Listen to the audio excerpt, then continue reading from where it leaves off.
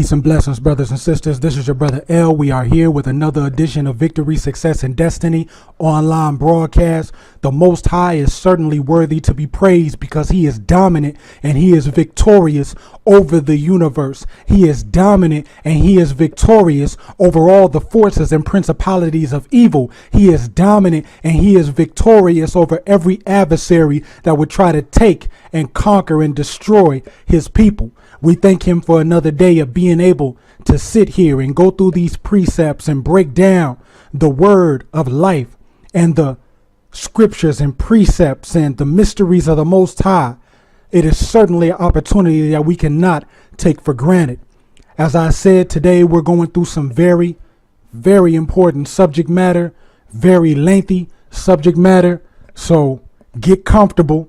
I'm going to take my time going through this because we live at a time right now where this information that we're about to go through is vital for us to know who is who and for us to view the world scene not from the eyes of CNN, not through the eyes of Fox, not through the eyes of MSNBC, but to view the world and the politics and the geopolitical standpoint through the eyes of Scripture, through the eyes of prophecy, through the eyes of the Most High. And we're about to break this down precept for precept.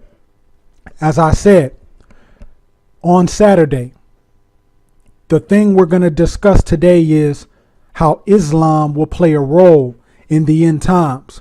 But more importantly, even beyond Islam, how the bloodlines of Esau and Ishmael will play a role in end times.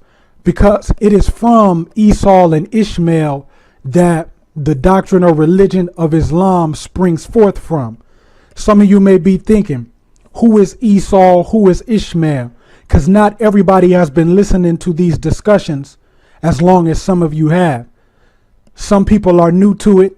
Some people are just fresh to this understanding bloodlines and things of that nature.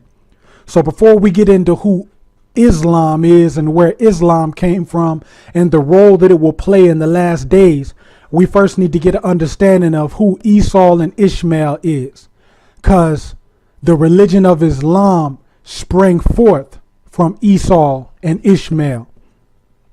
And we're going to tie all this in throughout the course of this discussion.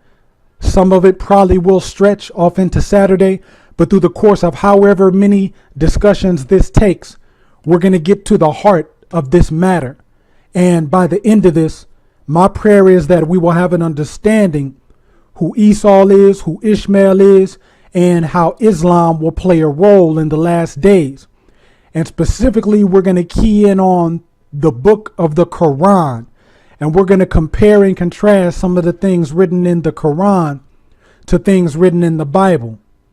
And we're going to see where some of the prophecies coalesce and where some of them differ. And we're going to begin to see a pattern here. And that pattern will ultimately lead us to a great truth. And that's what I'm hoping to do, brothers and sisters, is expose this mystery that the Most High wants us to grasp. As usual, in all of my discussions, the main thing I say is that in order for us to get to what's going to happen in the future, we have to go to what happened in the past, because there's nothing new under the sun. According to the scripture, events only repeat themselves. So everything that's going to happen according to prophecy, we can go back and look at history to see a paradigm or a pattern of that particular event that's going to come back around again. And since we're on the topic of Esau and Ishmael and the role they will play in the last days, common sense tells us that we have to go back into the scripture and find instances where Esau and Ishmael coalesced to cause global wars and to cause conflict against the people of the Most High. And the first instance of that is found in the book of Jasher, chapter 64, verse 7 through 17. Remember, we're talking about Esau and Ishmael. I'm trying to lay some foundation before we really get into the meat of the discussion, which is about how Islam and the Quran will play a major role in the fulfilling of Bible prophecy in these last days. But let's go to the book of Jasher, chapter 64, verse 7 through verse 17. Here's what it says. At that time, when Zepho had returned from the war, and when Zepho had seen how he prevailed over all the people of Africa, and had smitten them in battle at the edge of the sword, then Zepho advised with the children of Chittim to go to Egypt to fight with the sons of Jacob and with Pharaoh, king of Egypt. Now, here we have a man named Zepho, who we are about to find out in a moment is a son of Esau. And he just got done conquering many of the Africans. And he is going to dwell in an area called Chittim, the land of Chittim, which is modern day Eastern Europe, Northern Europe, Eastern Europe, and off over there by Turkey. All right, where West Asia and Far East Europe meet. That's the land of Chittim. Okay, and that's where this man Zepho, who was a great conqueror and leader, that's where his headquarters were, in Europe and by far West Asia. All right. And he has just conquered the children of Africa, and he's making plans now to go fight against the Hebrews who at this particular time are in Egypt. Here's what it says in verse 8. For Zepho heard that the mighty men of Egypt were dead, and that Joseph and his brethren, the sons of Jacob, were dead, and that all their children, the children of Israel, remained in Egypt. And Zepho considered to go fight against them and all Egypt, to avenge the cause of his brethren, the children of Esau, whom Joseph with his brethren in all Egypt had smitten in the land of Canaan, when they went up to bury Jacob in Hebron. So this man Zepho, who is a descendant of the children of Esau, has vengeance that he wants to carry out on the children of Israel, because how they killed his great grandfather whenever Jacob was being buried in Hebron. That story is documented also in the book of Jasher. Don't have time to go into it, but you can check it out on your own time, where Joseph and them had took Jacob to be buried. A war broke out at the funeral. Imagine that. But it's true. A war broke out at the funeral, and this man Zepho lost one of his relatives during that war. So now that he's risen to power, he wants to have vengeance on the children of Israel for his relative being killed, his relative who was a son of Esau. Okay. Verse 10. Remember, I'm just laying some foundation here. Verse 10. And Zepho sent messengers to Hadad, son of Bedad, king of Edom, and to all his brethren, the children of Esau, saying, Did you not say that you would not fight against the king of Africa, for he is a member of your covenant? Behold, I fought with him and smote him and all his people. Now therefore I have resolved to fight against Egypt and the children of Jacob who are there, and I will be revenged of them for what Joseph, his brethren and ancestors, did to us in the land of Canaan when they went up to bury their father in Hebron.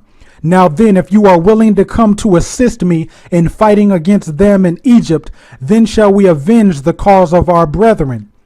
So Zepho is giving this rally speech to the rest of the sons of Esau, and he's saying, look, we need to unite against these Israelites, and we need to have vengeance upon them for what they did to our ancestors.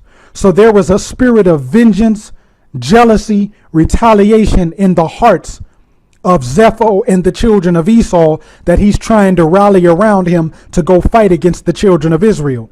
Now, the children of Israel was in Egypt already under captivity. So if that wasn't enough to see them in captivity and slavery, Zepho, who was a son of Esau, wanted to see them totally wiped out. So since he's risen to power as a war leader, he's rallying the rest of the children of Esau around him. In a moment, we're about to find out where the children of Ishmael come in this. But let's go to verse 14 so I don't get ahead of myself. It says, verse 14, and the children of Esau hearkened to the words of Zepho, and the children of Esau gathered themselves together, a very great people, and they went to assist Zepho and the children of Chittim in battle. Listen very close to what happens here in verse 15. And Zepho sent to all the children of the east and to all the children of Ishmael. Now Ishmael's coming into the picture. He sent to all the children of the east and the children of Ishmael with words like unto these. And they gathered themselves and came to the assistance of Zepho and the children of Chittim in the war upon Egypt. And all these kings, the king of Edom and the children of the east and all the children of Ishmael and Zepho and the sons of Esau went forth and arrayed all their host in Hebron. And the camp was very heavy, extending in length a distance of 3 days' journey, a people numerous as the sand upon the seashore, which cannot be counted. Did y'all catch that? In case you didn't, let's remix it right quick. Let's run that back. Let's run that back right fast, baby. Let's go through this again. This man Zepho, who is a son of Esau, is having a vengeance in his heart for the children of Israel. He just got done conquering the sons of Africa, i.e. the sons of Ham. Now he's feeling himself. He just got a victory. Now he feels like he's invincible. So he has a plan now that he wants to go to war against the children of Israel. He wants to go to war against the sons of Jacob, the sons of Jacob, the Hebrew. So what does he do? He gathers his brethren, the other children of Esau, and he gathers his brethren, the children of Ishmael, and they form a coalition to fight against who? The chosen people of the Most High Yah. Some of you may be saying, well, what does that have to do with what's going on right now? Well, brothers and sisters, the answer to that is simple. The same thing that happened here with Zepho, who was the world leader at this particular time in Jasher, chapter 64, verse 7 through 17 that I just read you. We are seeing the same thing happen now, where the children of Esau and the children of Ishmael are uniting amongst themselves and rallying amongst themselves to prepare to conquer the world, to prepare to go to war against the children of Israel and the saints of the Most High Yah. So essentially, brothers and sisters, with this ISIS situation and a lot of the ramblings we're seeing going on, we are seeing the remix or the rise again of Zepho, essentially. Not Zepho himself, but the same spirit that he carried of being a mighty warlord and of being one who rallied the children of Esau and Ishmael together. I'm about to read to you some precepts where we're about to find out who Esau is and who Ishmael is. And we're going to tie together why these two bloodlines are so tight and interconnected and who they are in this time right now. Some of you who have not heard this particular discussion or teaching, you may be shocked to find out who Esau and Ishmael is today and what Islam and the false Jews have to do with all that, because all of it coalesces and mixes together. All right. First, let's go to Genesis chapter 16, verse 1 through 12, and let's find out the beginnings of Ishmael, who Ishmael is. Here it is, Genesis chapter 16, verse 1 through 12. Remember, I'm laying this foundation because I just got done reading to you in Jasher chapter 64, verse 7 through 17, how Esau and Ishmael fought together against the children of Israel. And we're using that to understand the pretext of how events transpire and happen again. Each event that happened before will happen again. And since the scripture says there must be 2 or 3 witnesses, we're going to have to give 2 or 3 other examples where Esau and Ishmael connected together in order to try to go against the people of the Most High and to be used of the enemy. But let's go to Genesis chapter 16, verse 1 through 12, and let's find out about the beginnings of Ishmael. Here's what it says. Now Sarah, Abram's wife, bare him no children, and she had a handmaid, an Egyptian, whose name was Hagar.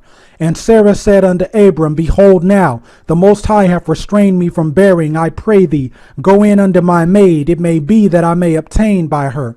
And Abram hearkened to the voice of Sarah. And Sarah, Abram's wife, took Hagar, her maid, the Egyptian, after Abram had dwelt 10 years in the land of Canaan, and gave her to her husband Abram to be his wife. So For those of you out there who are still against the multiple wives teaching, you're seeing right here, Abraham had multiple wives. Totally different topic. Let's keep moving on this. And he went in unto Hagar, and she conceived. And when she saw that she had conceived, her mistress was despised in her eyes.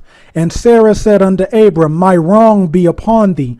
I have given my maid into thy bosom. And when she saw that she had conceived, I was despised in her eyes. The Most High judge between me and thee. So Sarah is now saying that since she couldn't bear children, Abraham married this concubine named Hagar, and she bore seed. And this seed was named Ishmael. And after Hagar gave birth to Ishmael, she began to treat Sarah with contempt, kind of like almost a pride thing. Like, you know how women can be real catty? It was almost like, I can have kids and you can't.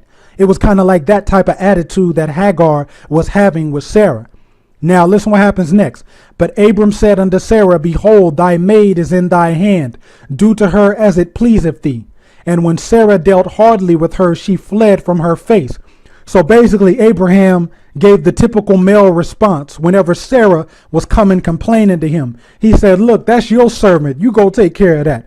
I got my mind on other stuff. Here I just got in the house from working hard in the field. I'm sweating.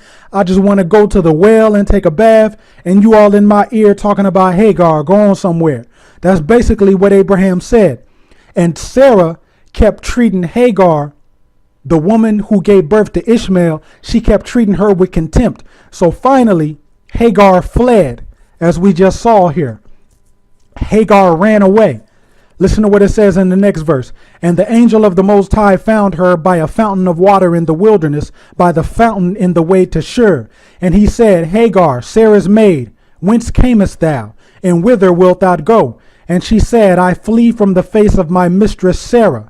And the angel of the Most High said unto her, return to thy mistress, and submit thyself under her hands.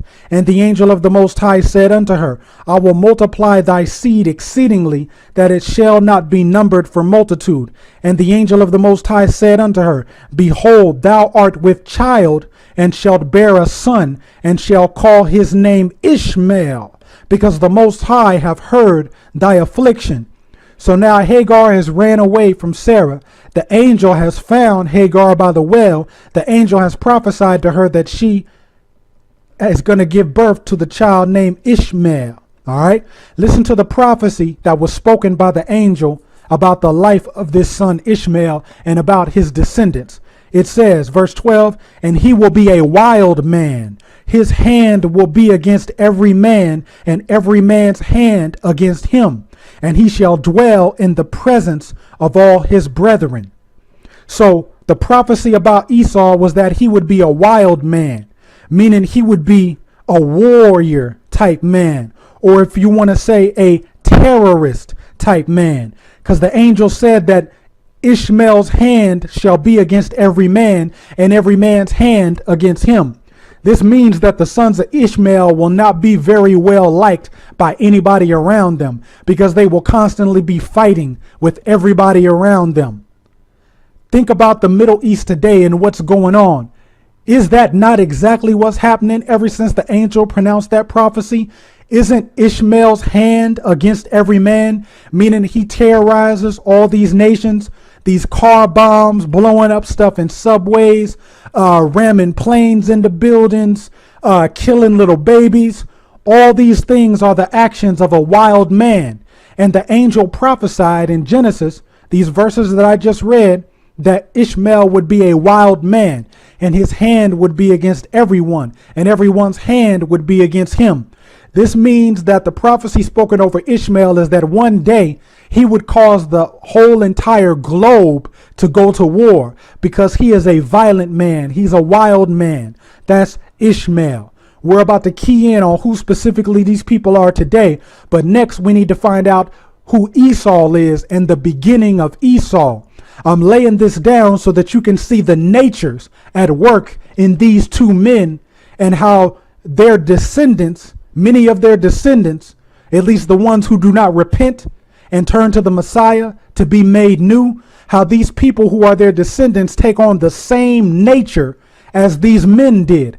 because they come from these men, they descend from these men, and they take on these curses and these characteristics. So the sons of Ishmael, at least the ones who do not repent, they still carry that same nature from their father to be a wild man. And we're about to find out about Esau next. And we're going to trace both of those bloodlines and connect them together until we come to the point of finding out how Islam and the Quran and the false Jews all mix together in this thing. All right. It's going to get interesting, but we got to lay the groundwork first. Let's go to Genesis chapter 27. Bear with me here because I'm going to read verse 1 through 40 so we can find out who Esau is. Again, some of you know this, others don't. For the ones that don't, I'm laying this foundation so it'll lead up to the meat of the discussion. All right. So Genesis chapter 27 verse 1 says, "And it came to pass that when Isaac was old and his eyes were dim so that he could not see, he called Esau his eldest son and said unto him, My son. And he said unto him, Behold, here I am.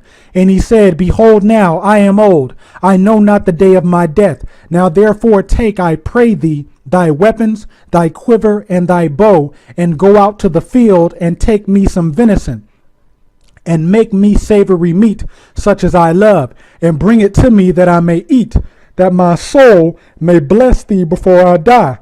And Rebekah heard when Isaac spake to Esau his son, and Esau went to the field to hunt for venison and to bring it." Now what we need to understand is that Esau was the firstborn son of Jacob. And in Middle East Hebrew culture, whenever you were the firstborn, the inheritance automatically went to you. So Isaac, knowing that he is near his death, he is about to pronounce the blessing on his firstborn son Esau. But the prophecy was that the blessing would go to Jacob, not to Esau. All right. So a chain of events is about to happen that's going to reverse the order so that prophecy can be fulfilled, so that Jacob gets the blessing and not Esau. Okay. Verse 6, "And Rebekah spake unto Jacob her son, saying, Behold, I heard thy father speak unto Esau thy brother, saying, Bring me venison and make me savory meat, that I may eat and bless thee before the Most High before my death. Now therefore, my son, obey my voice according to that which I command thee. Go now to the flock and fetch me from thence 2 good kids of the goats, and I will make them savory meat for thy father, such as he loveth. And thou shalt bring it to thy father, that he may eat, and that he may bless thee before his death." Now, Jacob's mother, Rebekah, is trying to help reverse the order of this thing and make Jacob be the one that gets blessed instead of Esau, because she knows the prophecy, how Jacob, the youngest, would rule over the eldest, Esau. Okay. Now we're about to see something take place. Verse 11, "And Jacob said to Rebekah his mother, Behold, Esau my brother is a hairy man, and I am a smooth man. My father peradventure will feel me, and I shall seem to him as a deceiver, and I shall bring a curse upon me, and not a blessing. And his mother said unto him, Upon me be thy curse, my son. Only obey my voice, and go fetch me them. And he went and fetched and brought them to his mother. And his mother made savory meat, such as his father loved. And Rebekah took goodly raiment of her eldest son Esau, which were with her in the house, and put them upon Jacob her younger son. And she put the skins of the kids of the goats upon his hands and upon the smooth of his neck. And she gave the savory meat and the bread which she had prepared into the hand of her son Jacob. And he came unto his father and said, My father. And he said, Here am I. Who art thou, my son? And Jacob said unto his father, I am Esau, thy firstborn. I have done according as thou badest me. Arise, I pray thee, sit and eat of my venison, that thy soul may bless me. So now the setup is on. Jacob is acting like he is Esau so that he can get that blessing of the firstborn. All right. Verse 20, and Isaac said unto his son, How is it that thou hast found it so quickly, my son? And he said, Because the Most High thy Elohim brought it to me. And Isaac said unto Jacob, Come near, I pray thee, that I may feel thee, my son, whether thou be my very son Esau or not. And Jacob went near unto Isaac his father, and he felt him and said, The voice is Jacob's voice, but the hands are the hands of Esau. And he discerned him not, because his hands were hairy as his brother Esau's hands. So he blessed him. So Since Jacob was dressed up like Esau, Isaac thought that it really was Esau, but he was given the blessing to Jacob because he had his hand on Jacob when he was pronouncing the blessing. Verse 24, and he said, art thou my very son Esau? And he said, I am. And he said, bring it near to me, and I will eat of my son's venison, that my soul may bless thee. And he brought it near to him, and he did eat. And he brought him wine, and he drank. And his father Isaac said unto him, come near now and kiss me, my son. And he came near and kissed him, and he smelled the smell of his raiment, and blessed him, and said, see, the smell of my son is as the smell of a field which the Most High hath blessed. Therefore the Most High give thee of the dew of heaven, and the fatness of the earth, and plenty of corn and wine. Let people serve thee, and nations bow down to thee. Be Lord over thy brethren, and let thy mother's sons bow down to thee. Cursed be everyone that curseth thee, and blessed be he that blesseth thee. And it came to pass, as soon as Isaac had made an end of blessing Jacob, and Jacob was yet scarce gone out from the presence of Isaac his father, that Esau his brother came in from his hunting. So now really the plot thickens, because Jacob has just been blessed with the blessing that was supposed to go to Esau. And as Jacob's leaving the room, Esau's coming in. Let's see what happens next. Verse 31. And Esau also had made savory meat, and brought it unto his father, and said unto his father, let my father arise and eat of his son's venison, that thy soul may bless me. And Isaac his father said unto him, who art thou? And he said, I am thy son, thy firstborn Esau. Now remember, Jacob's eyes are dim. That's why he can't see and differentiate between his two sons. All right. Verse 33. And Isaac trembled very exceedingly, and said, where is he that hath taken venison and brought it to me? And I have eaten of all before thou camest, and have blessed him, yea, and he shall be blessed. And when Esau heard the words of his father, he cried with a great and exceeding bitter cry, and said unto his father, bless me, even me also, O my father. And he said, thy brother came with subtlety, and hath taken away thy blessing. Let's stop right here for a moment, because those of you who aren't familiar with this story, you may start to feel sorry for Esau, but you make a mistake in doing that, because you have to go into the book of Jasher, read this on your own time, and you'll find out that Esau was a deceitful man. The word I believe that's used in the book of Jasher is that he was a very inveigling man, meaning he was always scheming and deceiving and lying. You see? So this right here, what happened to him when he got his birthright stole because Jacob deceived Isaac, acting like him to get the blessing. Esau got what was coming to him because Esau was a liar, a manipulator, and a deceiver. So he was reaping here what he sowed. But you have to go read that in the book of Jasher, or otherwise you'll start feeling sorry for Esau. But understand, if you understand Esau's background, he deserved everything that came to him right here, because he was a very inveigling, deceitful man who plotted on people and tried to deceive people. So we got what was coming to him. All right. Verse 36. And Esau said, is not he rightly named Jacob? For he hath supplanted me these 2 times. He took away my birthright, and behold, now he hath taken away my blessing. And he said, hast thou not reserved a blessing for me? And Isaac answered and said unto Esau, behold, I have made him thy lord, and all his brethren have I given to him for servants, and with corn and wine have I sustained him. And what shall I do now unto thee, my son? And Esau said unto his father, hast thou but one blessing, my father? Bless me, even me also, O my father. And Esau lifted up his voice and wept. And Isaac his father answered and said unto him. So listen to this, brothers and sisters, because this is going to play a part in the bloodline of Esau and who they are today and how they fulfill prophecy. Listen to what is spoken over Esau right here of him and his descendants. It says, verse 39, behold, thy dwelling shall be the fatness of the earth and of the dew of heaven from above. Listen to verse 40, and by thy sword shalt thou live, and shalt serve thy brother. And it shall come to pass, when thou shalt have the dominion, that thou shalt break his yoke from off thy neck. Verse 41, and Esau hated Jacob because of the blessing wherewith his father had blessed him. Now, Do you see how the foundation of this is coalescing? Do you see how the prophecy spoken over the bloodline of Ishmael is similar to the prophecy spoken over the bloodline of Esau? Let's listen again to the prophecy that was spoken over Ishmael. It says in Genesis chapter 16, verse 11 and 12, and the angel of the Most High said unto her, behold, you are with child, and shall bear a son, and shall call his name Ishmael, because the Most High have heard thy affliction. And he will be a wild man. His hand will be against every man, and every man's hand against him. And he shall dwell in the presence of all his brethren. Now that's what was spoken over Ishmael. Now let's flip back to Genesis 27:40 and let's listen to the prophecy spoken over Esau. It says, and by thy sword, Esau, you shall live by your sword, and you shall serve your brother. And it shall come to pass when you shall have the dominion that thou shalt break his yoke from off thy neck. So this gives us two hints about the bloodlines of Ishmael and Esau.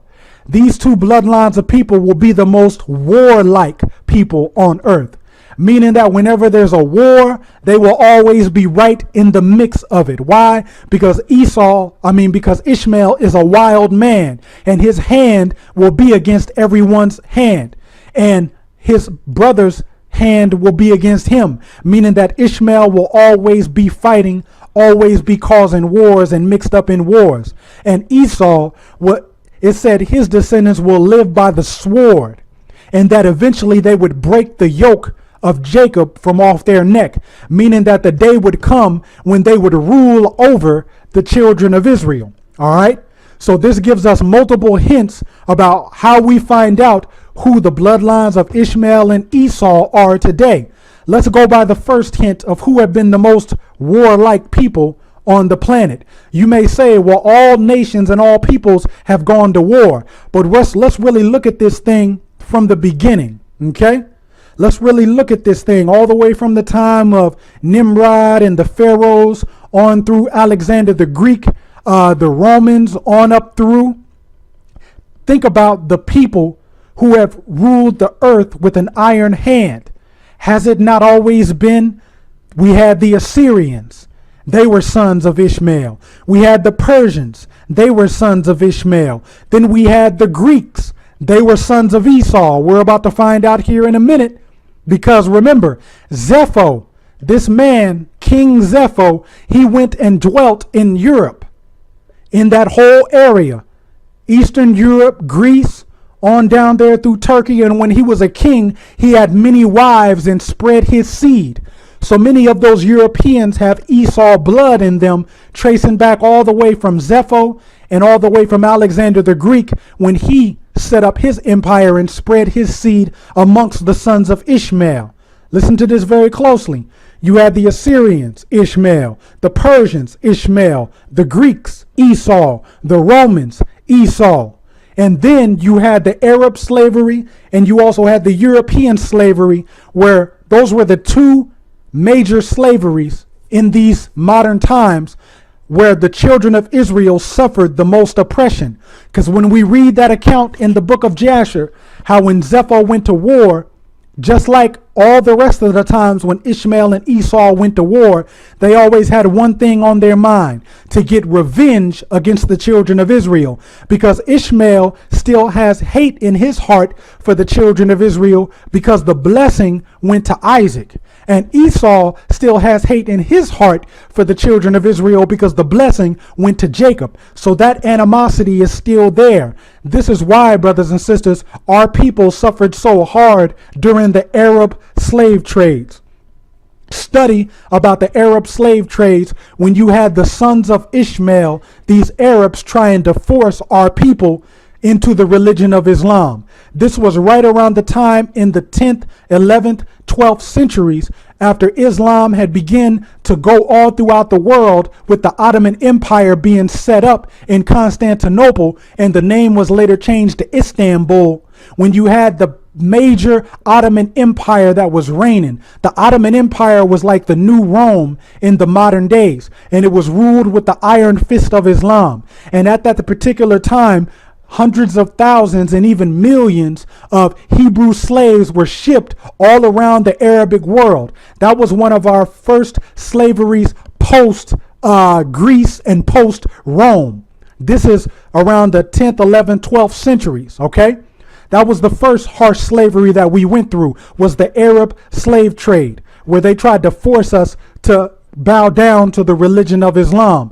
Then right after that, up in the 16th century, you had the European slave trade, the transatlantic slave trade. So you had the Arab slave trade, which was brought about by none other than Ishmael, right exactly followed by the European slave trade, where you had Esau and Ishmael combining to oppress the children of Israel and the sons of Jacob.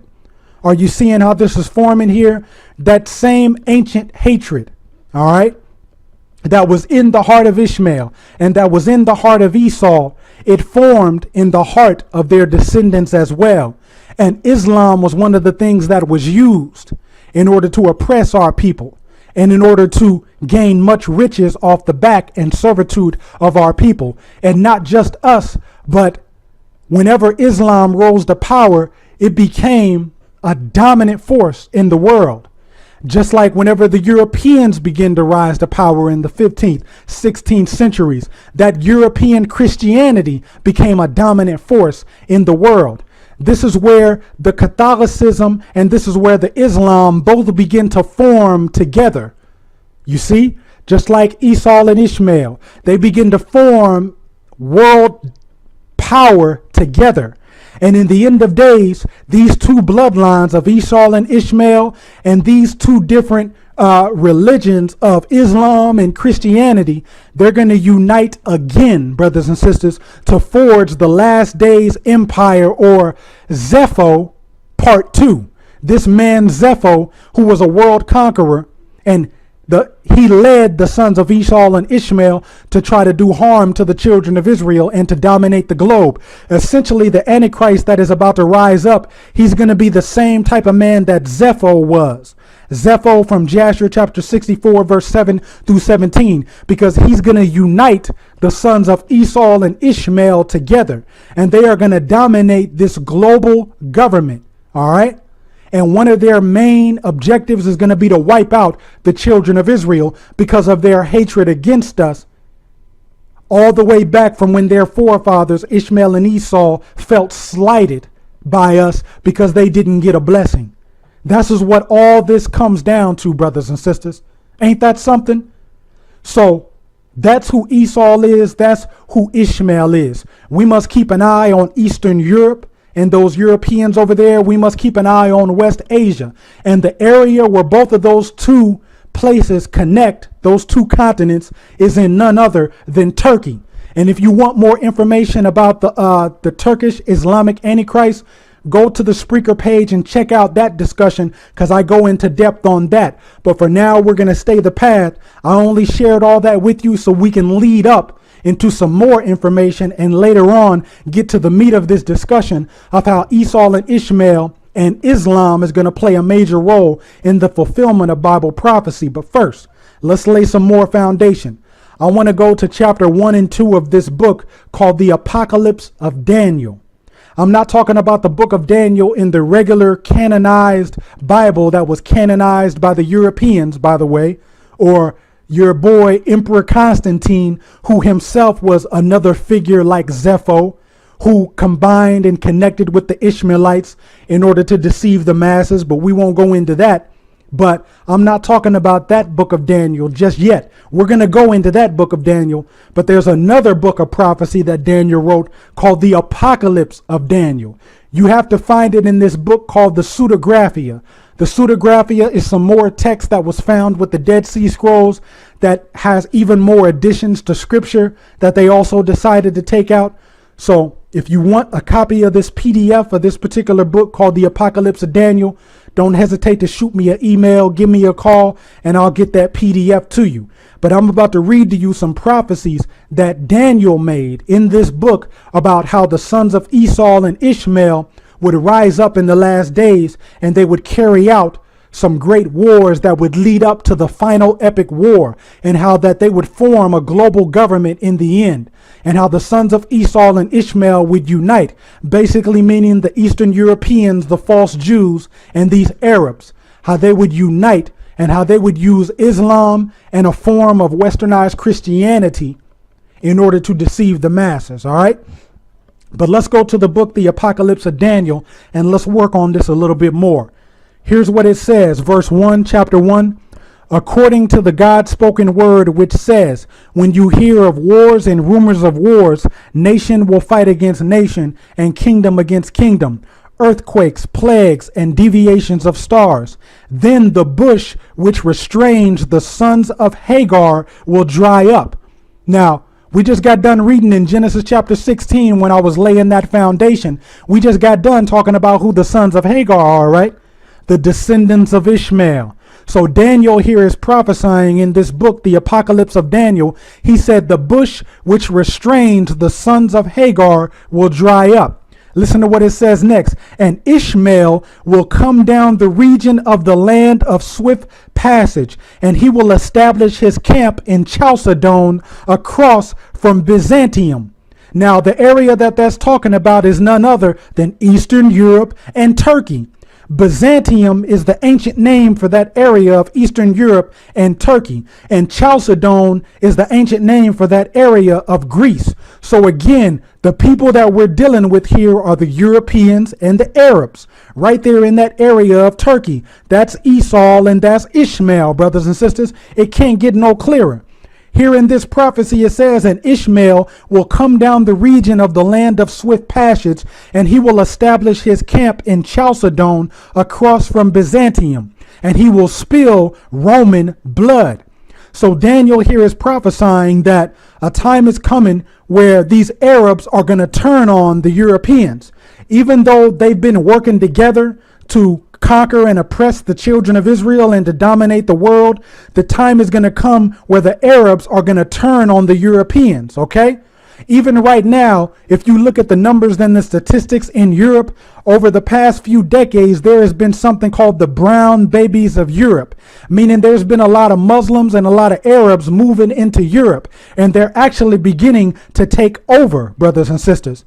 So whenever they get the kill command, a lot of those Muslims that live in Europe right now, trust me, whenever they get the kill command to start taking out some of those Europeans, exactly what's going to happen is what Daniel said here, that Ishmael will go up in there into Europe and he will spill Roman blood. So over these next few years leading up to the final war, you can expect for a lot of new terrorist attacks to start happening in Europe, because the Muslims, the Arabs, are going to begin to start taking over Europe, even though some of the Europeans at the top are working with these Arabs to bring about the reign of the Antichrist. Okay, let's listen to what else Daniel had to say. And another will come to the region of Persia and to the Galilean country, the Armenian border, and the city of Trebizond. And he will come to the region of the land of Meropis, and he will massacre male children from 2 and 3 years old and younger, and he will consume them by the sword. And the third one will come down the regions of the north and as far as the 7-hilled city.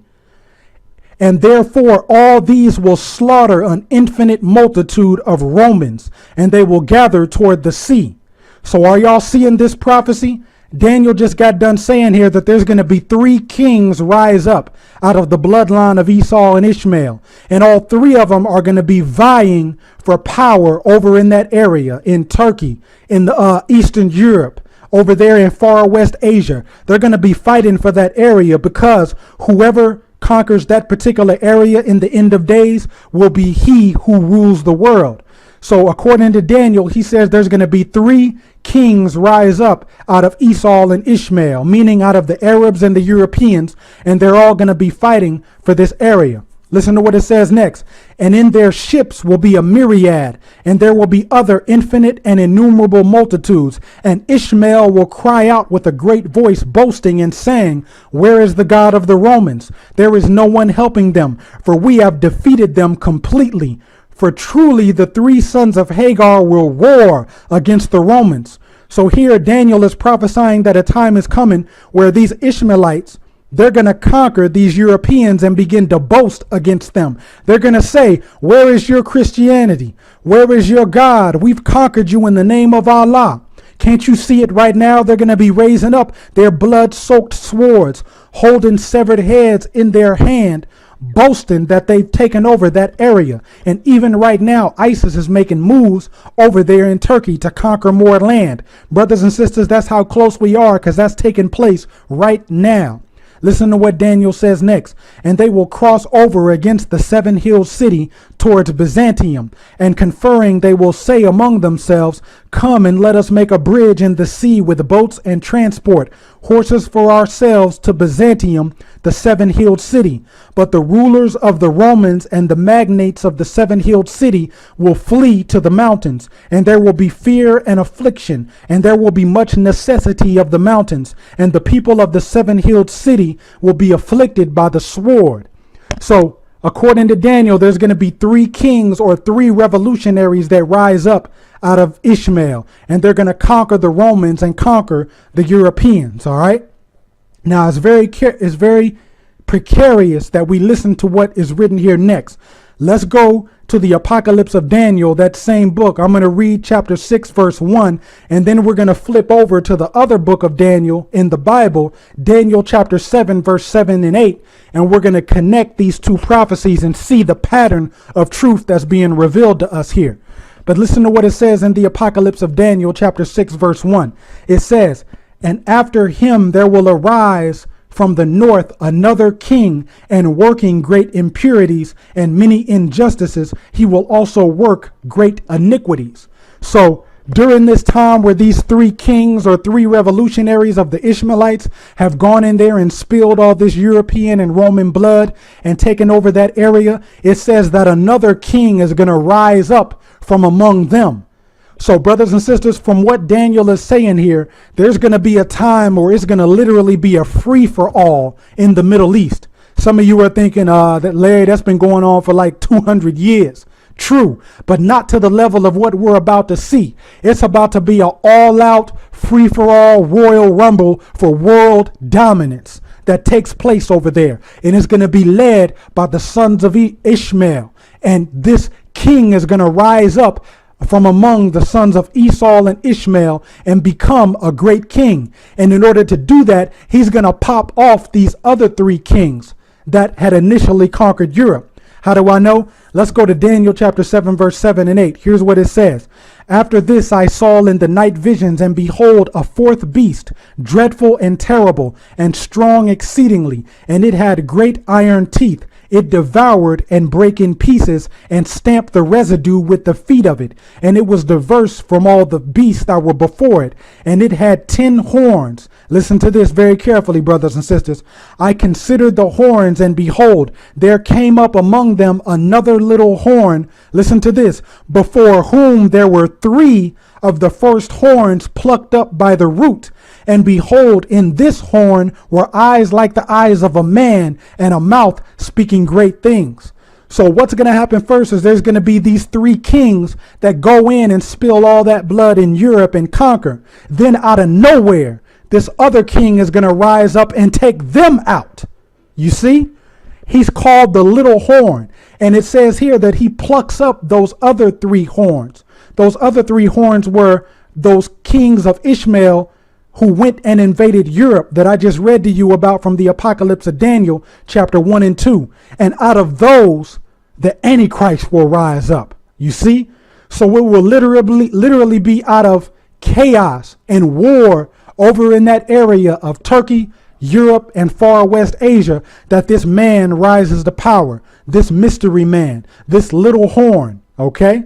So it's going to be so bad that even the sons of Esau and Ishmael will be fighting amongst each other. Just like you have the Sunni Muslims and the Shia Muslims. We're going to touch on that in part 2. Not just yet. I don't want to get ahead of myself. But this man is going to rise up, and eventually amongst all that infighting and chaos, he's going to be like a Zepho figure. And he's going to unite all the sons of Esau and Ishmael under his rule. How do I know? Let's go to Daniel chapter 7. Let's go to verse 20 and 21, then verse 23 and 24. Let's precept this together. Listen to what it says. And of the 10 horns that were in his head, and of the other which came up, and before whom 3 fell, that's those 3 kings that got destroyed, even of that horn that had eyes and a mouth that spake very great things, whose look was more stout than his fellows, I beheld, and the same horn made war with the saints and prevailed against them. Now let's go down to verse 23. Thus he said, the 4th beast shall be the 4th kingdom upon earth, which shall be diverse from all kingdoms, and shall devour the whole earth, and shall tread it down and break it in pieces. And the 10 horns out of this kingdom are 10 kings that shall arise, and another shall rise after them, and he shall be diverse from the first, and he shall subdue 3 kings.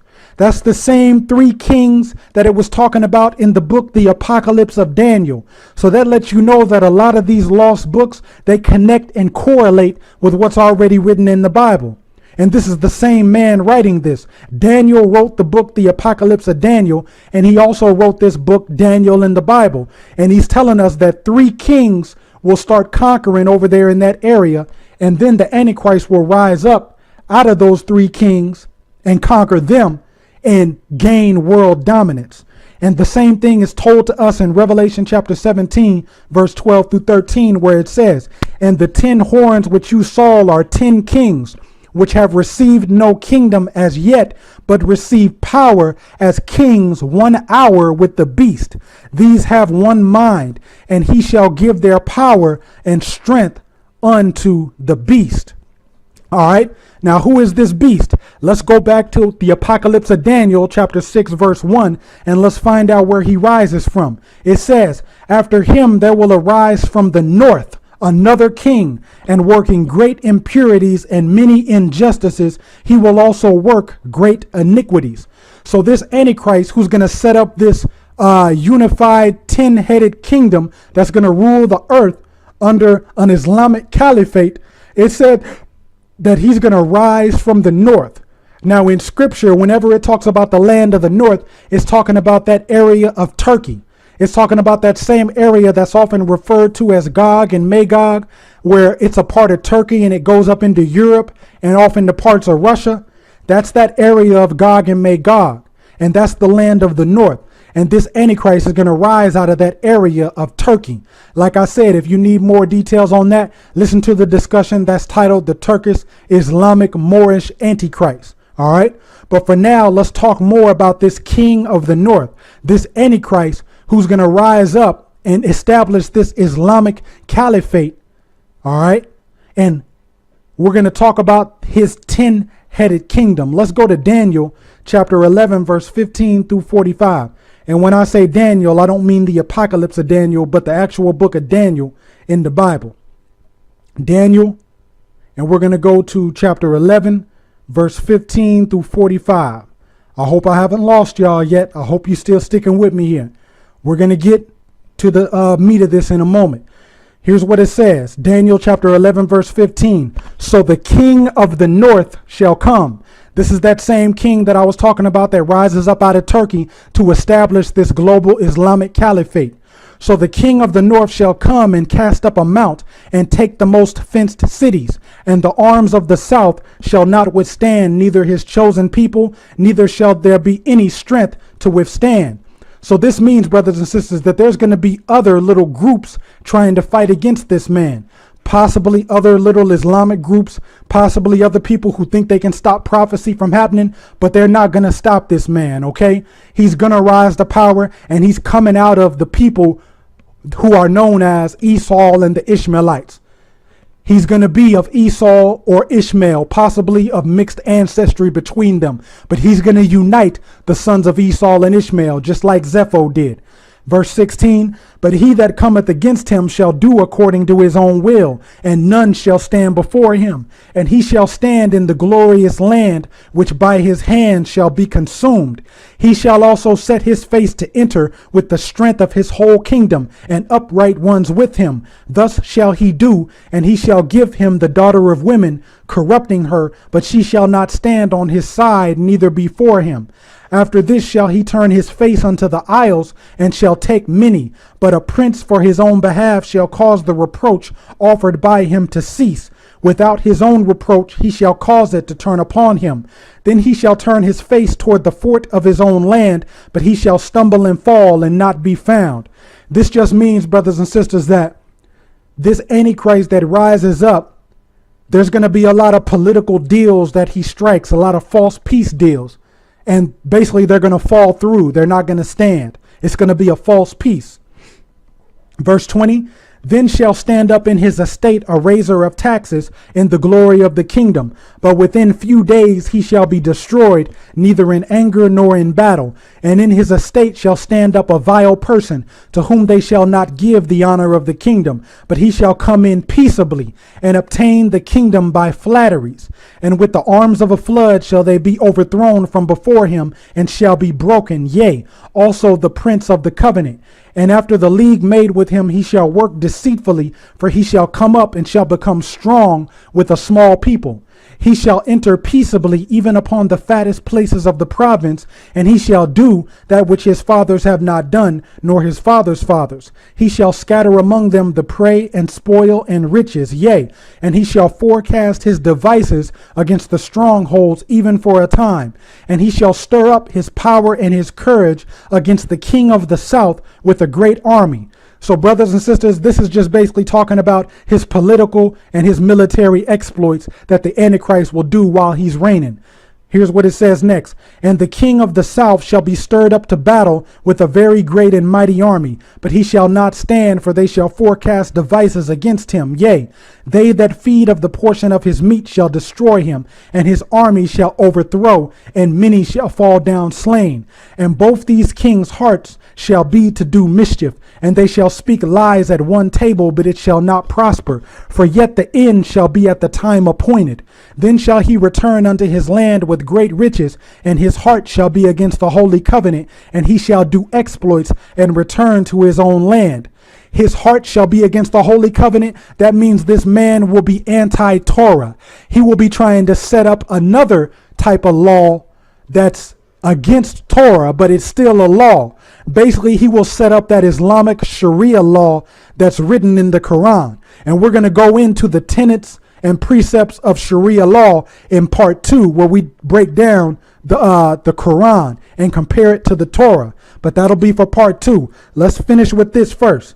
Verse 29, at the time appointed he shall return and come toward the south, but it shall not be as the former or the latter, for the ships of Chittim shall come against him. Therefore he shall be grieved and return and have indignation against the holy covenant. So shall he do. He shall even return and have intelligence with them that forsake the holy covenant. Now, who are these people who forsake the holy covenant that will give the Antichrist intelligence? These are none other than those false Jews. They are forsaken the holy covenant. You see? So they are going to be working on the team of this Antichrist, giving him intelligence, giving him military strategies of how to go in and conquer the land so he can sit in the temple and make himself God and be worshiped. So brothers and sisters, the false Jews, the Ishmaelites, the Arabs, all these people are in on this plan. That's why whenever the Antichrist sits in the temple, you're going to have Christians, you're going to have Muslims and Jews all going in there to worship him. Why? Because whenever the sons of Esau and Ishmael come together, it covers the 3 major religions of the world: Christianity, Islam, and Judaism. Esau and Ishmael have those 3 religions locked up. So that's why this deception is going to be so strong, because you have all these people working to bring about this lie. But let's keep going. Verse 31, and arms shall stand on his part, and they shall pollute the sanctuary of strength, and shall take away the daily sacrifice, and they shall place the abomination that maketh desolate. And such as do wickedly against the covenant shall he corrupt by flatteries, but the people that do know their Elohim shall be strong and do great exploits. So basically, brothers and sisters, what this is saying is that all this stuff is going to transpire, and it's going to go down over there in that area of Eastern Europe, Turkey, and far West Asia. That's where all this stuff is going to pop off at. You know, you can forget about America. America will be decimated by nuclear weapons at this time. The only people left in America will be the ones that's in those concentration camps, being martyred, getting tormented by the agents of the Islamic Caliphate, or those who are running through the wilderness to escape. Those are the only souls that are going to be alive in America or in all these other continents. Because when this next war breaks out, it's going to be to the point where it's going to be a global nuclear war, brothers and sisters. Not one continent on this earth will not be affected by this. There's going to be nuclear mushroom clouds exploding all over the place.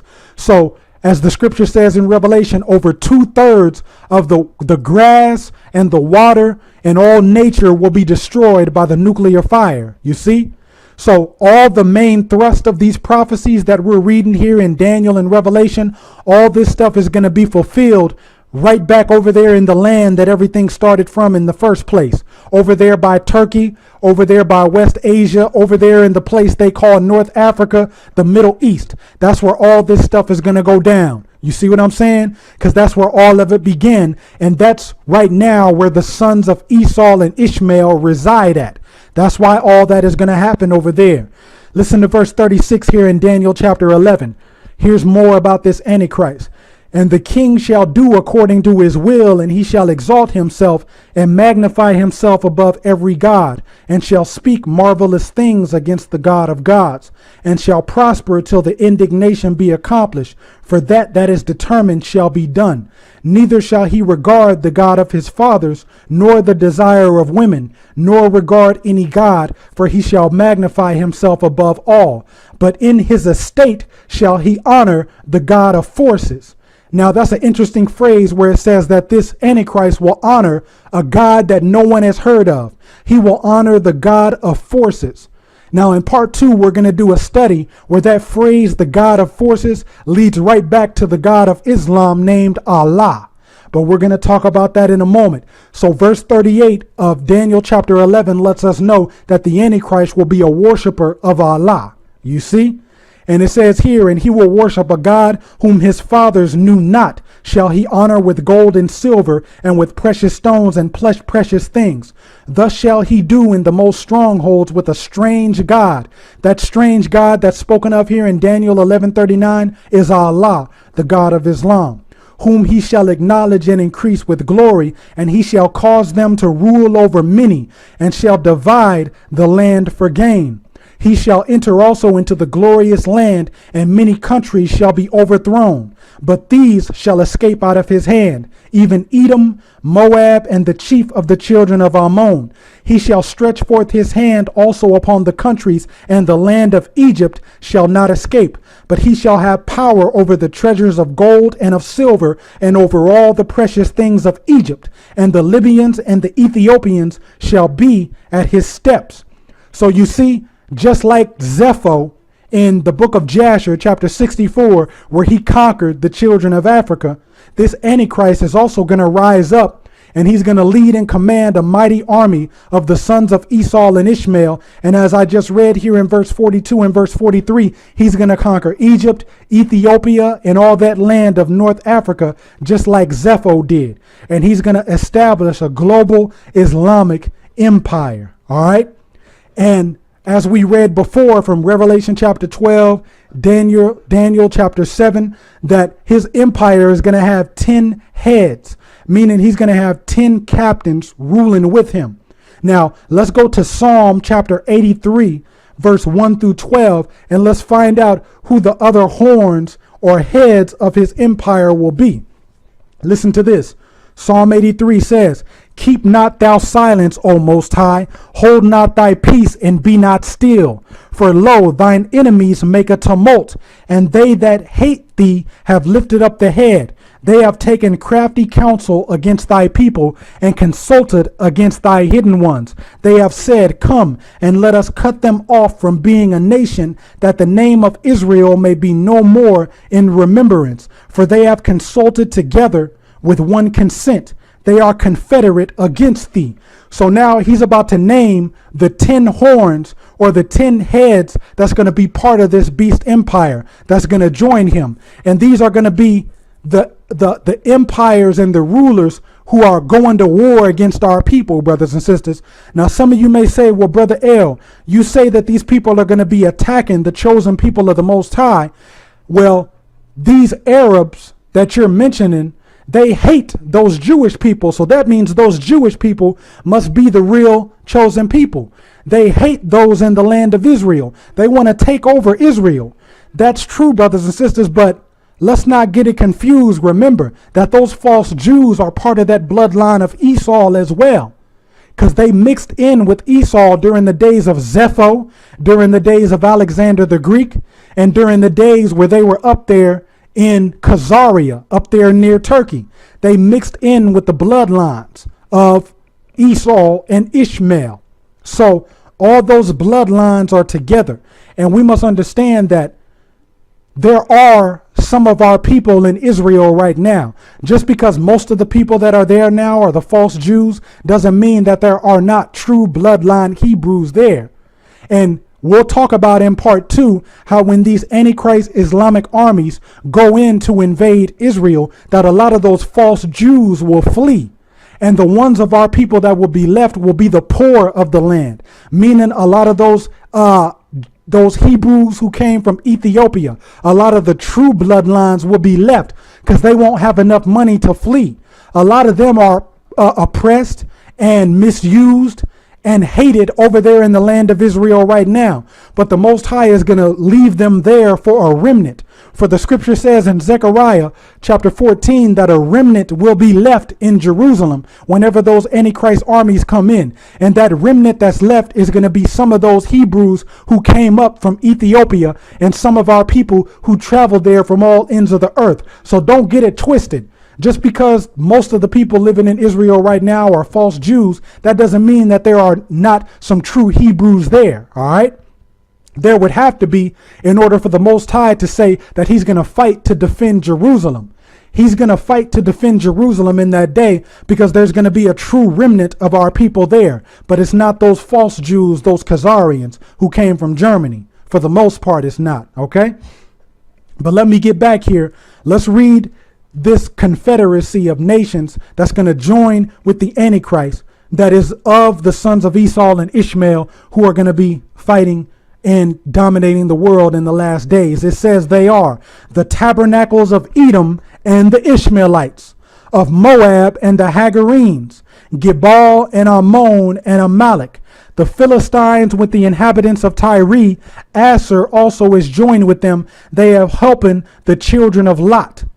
So that's all the people that's going to be joining this confederacy. A lot of you may not recognize those names, but to put it simply, those are sons of Esau and sons of Ishmael. In part 2, we'll break down and do a study of all those names, but I just want you to see how all this is coming full circle. Right here in Psalm 83, it's letting us know who the enemy is going to be in this last days world empire. It's going to be ruled by the sons of Esau and the sons of Ishmael. And here David goes on to say, do unto them as unto the Midianites, as to Sisera, as to Jabin at the brook of Kison, which perished at Endor. They became as dung for the earth. Make their nobles like Oreb and like Zeb, yea, all their princes as Zebah and as Zalmunna, who said, let us take to ourselves the houses of God in possession. Now again, some of you may be wondering, who are these people? Who is Oreb? Who is Zeb? Who's Zebah and Zalmunna? Who are all these people that David is praying will be destroyed? Well, let's go to Judges chapter 8. And I'm going to read a few verses from Judges chapter 8. Then this is going to conclude part 1. I'm just reading these verses from Judges chapter 8 to establish even the more so that this last days empire, what we're going to be dealing with is an empire ruled by the sons of Esau and the sons of Ishmael. To put it simply, the Arabs, the false Jews, and the Europeans. Those are going to be the ones who have rulership in this last days empire.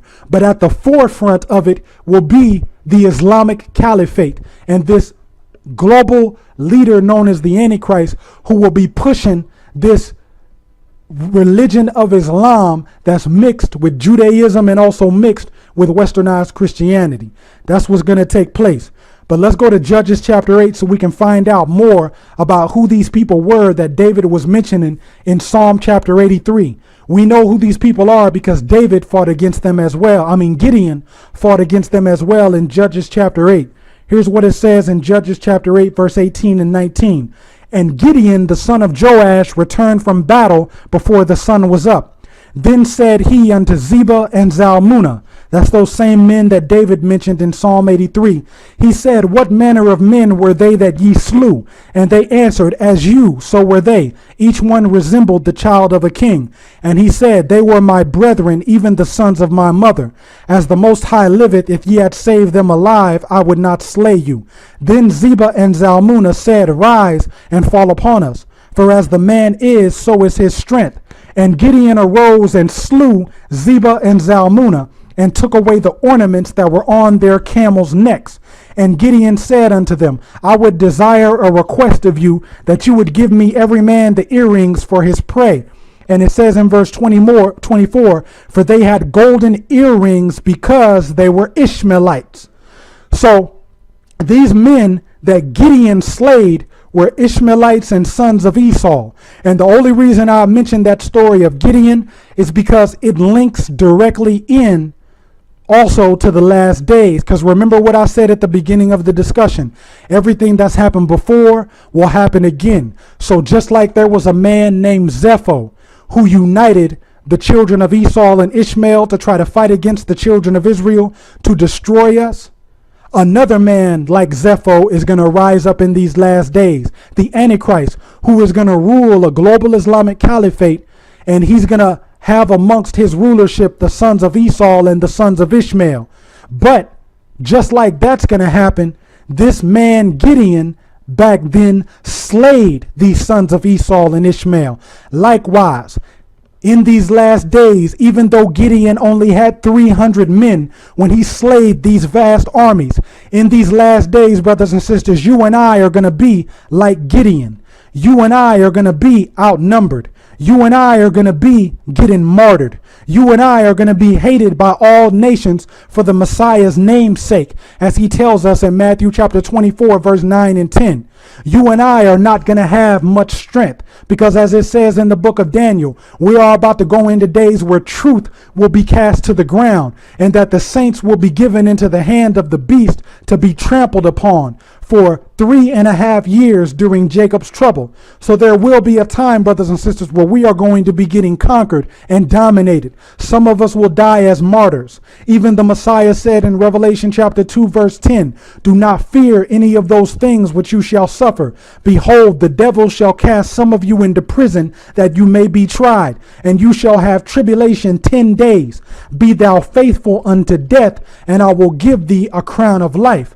So even though we're about to go through a time where the saints are going to get trampled, even though we're about to go through a time where truth will be cast to the ground and we will be hated by all nations, even though we will be outnumbered and greater will be the number that is against us than the number that is with us. But remember, just like Gideon with only 300 men slayed an army of millions of Esau and Ishmaelites, you and I are going to gain victory over Esau and over Ishmael in these last days. Because the scripture says in the book of 2nd Esdras that Esau is the end of the world and Jacob is the beginning of the one that follows. As it says in the book of Obadiah, O Esau, how your hidden things are searched out. And though you exalt yourself as the eagle, though you make your nest among the stars, thus saith the Most High, that I will bring you down from where you are perched at. Everything that is lifted up will be brought low. Just like it says in the book of Gad, we are approaching a time where those who were robbed will end up robbing those who robbed them.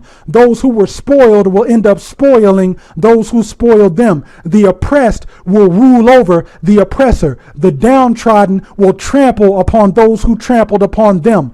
Those are the days that we are coming into. It is a time of Jacob's trouble, but the Most High will surely deliver us out of it. He has seen seen our tears. He has heard the cry of the blood. Now it's time for the war cry of Judah to soar out from within your soul, for you to shout so that the chariots of the Most High may gather around you, just like they did on the mountain whenever the servant of Elisha's eyes were opened and he saw the horses and chariots of fire, just like Judas Maccabees and the 5 brothers fought for their people and for their covenant, and they came out victorious. You and I are going to come out victorious, as the Messiah said, he who overcomes all things will inherit all things, and he shall become my son, and I shall become his father. The Most High is trying to put his seal upon the foreheads of his chosen. You and I have to have an attitude of zeal before the Most High, that we say, like Isaiah said, Most High, here I am, use me, touch my tongue with the coals of fire, baptize my tongue 7 times in the rivers of fire, make my mouth as your mouth, so that I may utter your oracles, so that a double-edged sword may be in my hand, and I may be part of those armies dressed in white linen that follow the Messiah into the war of Armageddon. Armageddon is coming, brothers and sisters. Esau and Ishmael are rounding up their troops right now. Esau and Ishmael are brandishing their swords right now. Esau and Ishmael are fasting and praying to Allah to destroy all infidels right now. But what they don't know is that the Most High, our Elohim, is with us as a mighty and awesome one, and he is seen above us. The Most High shall come down and ride upon a cherub, and he shall bend the very heavens with his presence. With a thundercloud and a whirlwind of fire, he will shoot his arrows at our adversaries. And when the Messiah touches down, the blood of the adversary will rise all the way up to his chest. And for the day of his vengeance is about to come, and he who has King of Kings, Lord of Lords written upon his thigh, he who has eyes like fire and has upon his head many crowns, is going to bust through that sky, and all the tribes of the earth will mourn when they see the bronze-skinned, woolly-haired Messiah from Nazareth touch down. The earth will quake, and the Mount of Olives will break in 2 pieces. He will go down into the brook Kidron, and he will do work on these enemies of ours. Hallelujah. All praise to the Most High. I'll see y'all in part 2. Shalom.